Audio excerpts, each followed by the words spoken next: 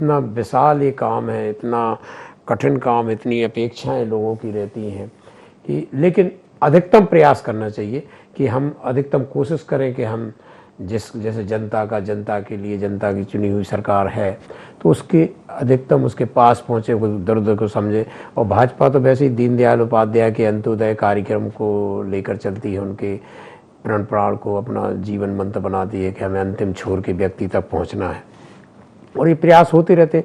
सब सरकारें अपने अपने स्तर पर आज़ादी के बाद से सब ने प्रयास किए हैं, सबके आप देखेंगे कभी कोई योजना, कभी कोई योजना, लेकिन बहुत अभी इतना काम करना बाकी है योगेश जी कि बहुत अभी वो सरकार के लिए बहुत इकबाल की ज़रूरत है, बहुत करने की ज़रूरत है। कितना एक आदमी परिश्रम करता है, आप देखिए इन लोगों की ज़िंदगी। वैसे आप कहेंगे कि मुख्यमंत्री हैं, लेकिन कहाँ वो आराम है उनके जीवन में।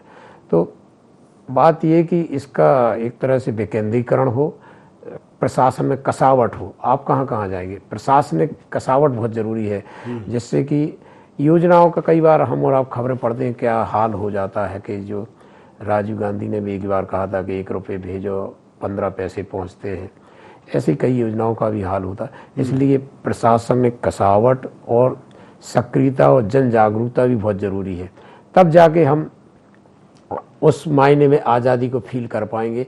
आप सोचो कि एक गांव में आज़ादी के बाद कम से कम 8 से 10 करोड़ रुपया तो पहुंच ही गया होगा विकास के लिए, लेकिन किसी गांव में कोई ऐसा विकास आपको दिखेगा नहीं कि एक आरामदायक कोई बिल्डिंग है, कोई पंचायत भवन, स्कूल भवन, बहुत सारी चीज़ें। तो आज़ादी के इन 70-75 सालों में भी हमें अभी भी बहुत सारी बुनियादी आवश्यकताओं के लिए आम आदमी को इधर उधर झांकना पड़ता, भटकना पड़ता, दयनीय स्थिति होती है।